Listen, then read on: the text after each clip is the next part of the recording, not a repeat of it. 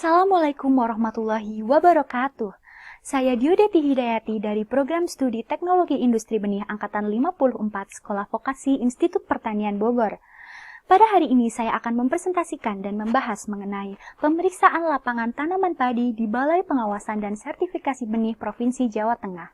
Sebelumnya terima kasih kepada Ibu Rati Kemaladewi selaku dosen pembimbing dan Bapak Undang selaku dosen moderator. Selanjutnya saya akan menyampaikan mengenai latar belakang mengapa saya memilih judul ini. Karena seperti yang kita ketahui bahwa padi merupakan salah satu tanaman pangan utama di Indonesia dan benihnya merupakan salah satu faktor penting dalam produksi tanaman padi. Produksi benih padi di Indonesia pada tahun 2018 sebesar 218.351 ton dengan rincian kelas benih dasar sebanyak 4.227 ton, kelas benih pokok sebesar 129.681 ton, dan kelas benih sebar sebanyak 84.073 ton. Dan yang terakhir benih hibrida sebanyak 370 ton. Dengan luas penangkaran seluas 85.661 hektar dengan rincian benih dasar seluas 1.156 hektar, benih pokok seluas 36.965 hektar, benih sebar seluas 46.772 hektar, dan benih hibrida seluas 768 hektar. Namun, kebutuhan padi di Indonesia pada tahun 2018 mencapai angka 407.370 ton, yang artinya kebutuhan benih padi di Indonesia belum terpenuhi. Tidak terpenuhinya kebutuhan benih padi di Indonesia dapat menyebabkan kebutuhan pangan nasional juga tidak terpenuhi. Salah satu upaya untuk mengatasi masalah ini dengan cara meningkatkan produksi benih padi dengan cara menggunakan benih yang bermutu dan bersertifikat serta melalui kegiatan pemeriksaan lapangan yang dilakukan oleh BPSB. Selanjutnya, tujuan dari praktik kerja lapangan ini yaitu untuk mempelajari prosedur-prosedur pemeriksaan lapangan yang dilakukan di Balai Pengawasan Sertifikasi Benih Provinsi Jawa Tengah. Kemudian saya akan memaparkan mengenai lokasi praktik kerja lapangan saya, yaitu di Balai Pengawasan dan Sertifikasi Benih Provinsi Jawa Tengah yang beralamat di Jalan Raya Solo Jogja, kilometer 15, Desa Sraten, Kecamatan Gatak, Kabupaten Sukoharjo, Jawa Tengah. Waktu PKL ini yaitu 2 bulan yang dimulai dari tanggal 20 Januari 2020 sampai tanggal 20 Maret 2020.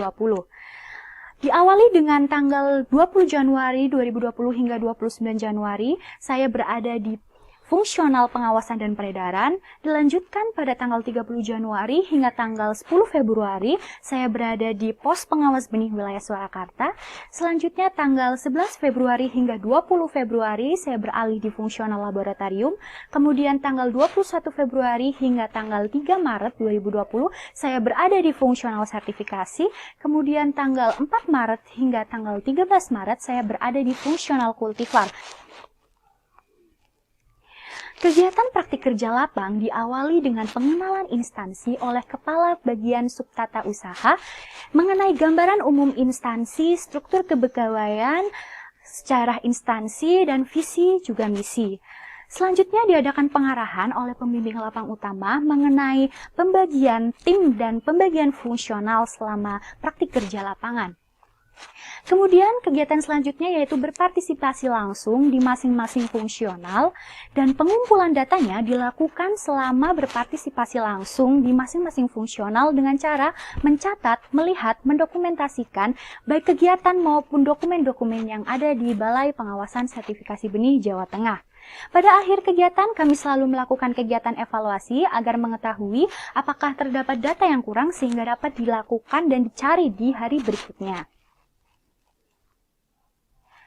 Kemudian saya akan memaparkan mengenai keadaan umum dari BPSB Jawa Tengah. BPSB Jawa Tengah merupakan lembaga instansi pemerintah yang bertugas sebagai pengawas dan mengurusi masalah perbenihan di Jawa Tengah. BPSB Jawa Tengah awalnya merupakan kebun benih sentral atau KBS yang terbagi menjadi 2, yaitu BBI, Balai Benih Induk, serta BPSB TPH. Kemudian pada tahun 1982 didirikan BPSB untuk 13 provinsi. Selanjutnya pada tahun 2001 BPSB Jawa Tengah resmi didirikan oleh Dinas Pertanian, Tanaman Pangan dan Hortikultura. Tidak lama dari itu pada bulan April tahun 2001 BPSB Jawa Tengah resmi berpisah dengan Satuan Tugas Daerah Istimewa Yogyakarta. Kemudian pada tahun 2017 berdasarkan nomenklatur, BPSB yang awalnya sebagai Dinas Pertanian, Tanaman Pangan dan Hortikultura berubah menjadi Dinas Pertanian dan Perkebunan Provinsi Jawa Tengah. Terdapat 6 pos pengawas benih wilayah yang tersebar di seluruh wilayah Jawa Tengah. Yang pertama Surakarta, kedua Kedu, 3 Banyumas, 4 Pekalongan, 5 Semarang, dan 6 Pati. Selanjutnya, mari kita beralih ke topik utama kita, yaitu pemeriksaan lapangan tanaman padi. Jika baru bicara tentang pemeriksaan lapangan, apa itu pemeriksaan lapangan? Pemeriksaan lapangan adalah kegiatan untuk mengevaluasi kondisi pertanaman dan kesesuaian morfologis tanaman terhadap deskripsi varietas yang dimaksud pada suatu unit penangkaran dengan cara memeriksa sebagian dari populasi tanaman yang ditetapkan dengan. Terdapat beberapa tahapan dalam pemeriksaan lapangan tanaman padi berdasarkan Kementan nomor 991 tahun 2018. Yang pertama yaitu pemeriksaan permohonan sertifikasi, yang kedua pemeriksaan pendahuluan, yang ketiga pemeriksaan pertanaman yang diantaranya terdapat fase vegetatif, fase berbunga, dan fase masak. Selanjutnya ada pemeriksaan alat panen dan alat pengolahan serta tempat pengolahan dan tempat penyimpanan. Yang selanjutnya adalah pengambilan contoh benih. Pertama, saya akan menjelaskan tentang pemeriksaan permohonan sertifikasi. Ada beberapa hal yang perlu diperhatikan dalam pemeriksaan ini. Seperti dapat kita lihat, di sini ada formulir permohonan sertifikasi benih yang diajukan oleh produsen benih BPP TPH Ngesti Bijo. Yang pertama yang perlu diperiksa adalah identitas pemohon, yaitu nama dan alamat pemohon. Nama dan alamat pemohon harus sama dari yang ada di formulir dengan yang ada di lapangan. Kedua, rencana tanam. Rencana tanam ini diperiksa untuk memastikan jenis tanaman dan varietas yang ditanam, kelas benihnya, serta jadwal tanam, juga jadwal sebar.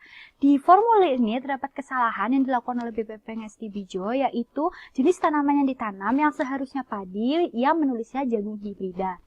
Selanjutnya, terdapat letak lahan. Letak lahan ini bertujuan untuk memudahkan pengawas benih tanaman dalam melakukan kegiatan pemeriksaan. Kemudian yang keempat adalah sejarah lahan. Ini dilakukan untuk mencegah adanya campuran varietas lain, tipe simpang, dan volunteer pada pertanaman yang akan dilakukan. Selanjutnya yaitu asal benih sumber. Pemeriksaan ini ditujukan untuk mengetahui identitas benih sumbernya dan kebutuhan sumber benihnya. Yang selanjutnya adalah pemberian nomor induk sertifikasi. Pemberian nomor induk sertifikasi ini berdasarkan jenis tanaman yang akan ditanam, varietas, wilayah, nomor pemeriksaan lapang, kemudian fase, serta anggaran.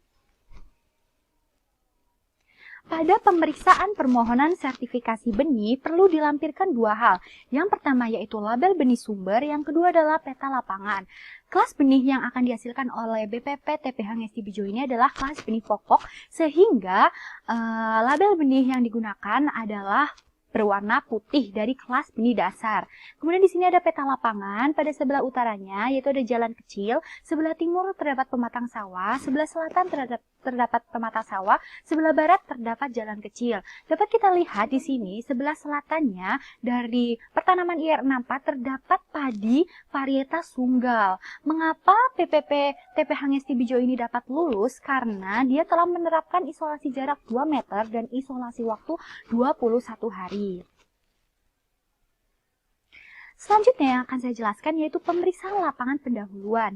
Pemeriksaan lapangan pendahuluan dapat dilakukan jika produsen telah mengajukan permohonan paling lambat sebelum tanggal tanam.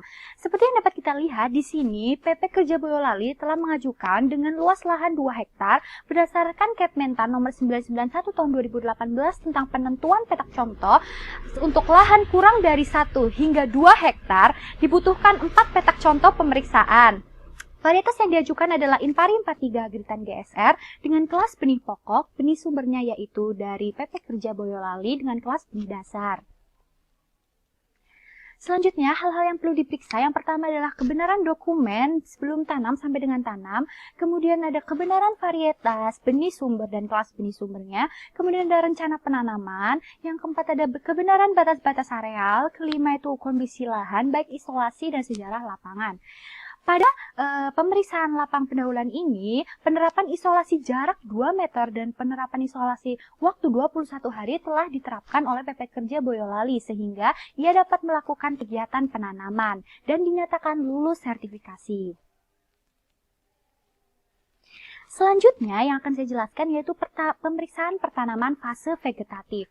Pemeriksaan pertanaman fase vegetatif ini dapat dilakukan jika produsen telah mengajukan permohonan paling lambat 7 hari sebelum pemeriksaan. Seperti yang dapat kita lihat di sini, produsen pertama yang mengajukan yaitu PP Kerja Boyolali. Luas lahan yang diajukan adalah 0,85 hektar, varietasnya yaitu IR64 dengan kelas benih dasar. Parameter yang diperiksa pada pemeriksaan pertanaman fase vegetatif ini yang pertama ada tipe pertumbuhan, warna kaki, warna daun, lebar daun, kehalusan daun, dan tinggi tanaman. Selanjutnya, produsen yang mengajukan yaitu CV Karya Mandiri. Namun, permohonan yang diajukan adalah pemeriksaan ulang karena pada pemeriksaan sebelumnya dinyatakan tidak lulus. Di sini luas lahan yang diajukan yaitu 0,15 hektar dan varietasnya yaitu IR64 dari kelas benih dasar. Kemudian hasil pemeriksaannya, baik PP Kerja Boyolali dan CV Karya Mandiri tidak ditemukan satupun CVL dari 4 petak contoh pemeriksaan, sehingga presentasi CVL-nya adalah 0,0%. Untuk standar maksimum toleransi CVL dan tipe simpang pada kelas benih dasar adalah 0,0%, sehingga untuk PP Kerja Boyolali dan CV Karya Mandiri dinyatakan lulus sertifikasi. Selanjutnya, saya akan menjelaskan tentang pemeriksaan pertanaman fase berbunga. Seperti pada vegetatif, pemeriksaan ini dapat dilakukan jika produsen telah mengajukan permohonan yang paling lambat adalah 7 hari sebelum pemeriksaan. Di sini, produsen pertama yang mengajukan adalah PP Kerja Boyolali dengan luasan lahan 1 hektar yang artinya membutuhkan 4 petak contoh pemeriksaan. Varietas yang diajukan adalah Impari IR Nutrizing dengan kelas benih pokok. Parameter yang diperiksa pada pertanaman fase berbunga ini adalah tipe pertumbuhan, kehalusan daun, warna helai daun, warna leher daun, warna daun, lebar daun, tinggi tanaman, dan sudut daun bendera. Untuk fase generatif ini, ciri-cirinya yaitu pertanaman telah mencapai pembungaan sebesar 80% atau sekitar 50-60 hari setelah tanam. Selanjutnya yang kedua yaitu PB Tunas Sejati. Luasan lahan yang diajukan adalah 2 hektar, membutuhkan 4 petak contoh pemeriksaan. Varietas yang diajukan adalah PP dengan kelas benih pokok. Untuk hasil pemeriksaannya, pada PP Kerja Boyolali ditemukan 2 CVL dari 4 petak contoh, sehingga presentasinya yaitu 0,3%. Untuk PB Tunas Sejati ditemukan 3 CVL dari 4 petak contoh yang diperiksa, sehingga CVL-nya adalah 0,4%. Untuk standar maksimum toleransi CVL dan tipe simpang pada kelas benih pokok yaitu 0,5%, sehingga baik PP Kerja Boyolali dan PB Tunas Sejati lulus pemeriksaan. Selanjutnya, saya akan menjelaskan tentang pemeriksaan pertanaman fase masak. Seperti pada berbunga dan fase vegetatif, pemeriksaan pertanaman fase masak dilakukan jika produsen telah mengajukan permohonan paling lambat 7 hari sebelum masa panen. Di sini, yang pertama yaitu ada PP Kerja Boyolali. Luasan lahan yang diajukan adalah 1 hektar yang membutuhkan 4 petak contoh pemeriksaan. Varietas yang diajukan adalah Membramo dengan kelas benih pokok. Untuk parameter yang diperiksa pada pertanaman fase masak ini, yang pertama ada bentuk atau tipe malai, leher malai, bentuk gabah, warna pada ujung gabah, dan bulu pada ujung gabah. Untuk produsen yang kedua adalah Koperasi Jasa Mitra Organik Sejahtera. Luas lahan yang diajukan adalah 1 hektar sehingga membutuhkan 4 petak contoh pemeriksaan. Varietasnya yaitu Impari 33 dengan kelas benih sebar. Hasil pemeriksaannya untuk PP Kerja Boyolali ditemukan 1 CVL dari 4 petak contoh pemeriksaan, sehingga presentasinya adalah 0,1%. Kemudian untuk Koperasi Jasa Mitra Organik Sejahtera ditemukan 2 CVL dari 4 petak contoh pemeriksaan, sehingga presentasinya adalah 0,3%. Untuk standar maksimum toleransi CVL dan tipe simpang kelas benih pokok dan kelas benih sebar sama, yaitu 0,5%, sehingga untuk PP Kerja Boyolali dan Koperasi Jasa Mitra Organik Sejahtera dinyatakan lulus pemeriksaan. Selanjutnya, saya akan menjelaskan tentang pemeriksaan alat panen, alat pengolahan, dan tempat penyimpanan. Permohonan harus diajukan paling lambat 7 hari sebelum panen atau digunakan. Biasanya permohonan ini diajukan bebarengan dengan permohonan pemeriksaan fase masak. Seperti pada fase masak, di sini produsennya adalah PP Kerja Boyolali dan varietas yang diajukan adalah Membramo dengan kelas benih pokok. Alat panen yang digunakan adalah sabit, alat pengangkutnya itu pick up dan truk, kemudian tempat penampungan panen. Lalu untuk alat pengolahannya, mereka memiliki power thresher, lantai jemur, dryer, ayakan atau tampi, wadah benih, gudang penyimpanan, dan timbangan. Kemudian parameter yang diperiksa untuk pemeriksaan ini adalah kebersihan alat baik dari benih campuran lain maupun komoditas lain serta kelayakan alatnya. Di sini ada dokumentasi dari saya melakukan kegiatan pemeriksaan, yaitu yang pertama terdapat power thresher, alat power thresher. Yang kedua itu lantai jemur yang akan digunakan. Nah, lantai jemur ini masih digunakan untuk menjemur padi varietas Membramo, jadi sama dengan padi yang diajukan sertifikasi. Kemudian di sini ada pemeriksaan karung yang akan digunakan untuk tempat penyimpanan, dan yang terakhir itu ada timbangan yang digunakan oleh PP Kerja Boyolali.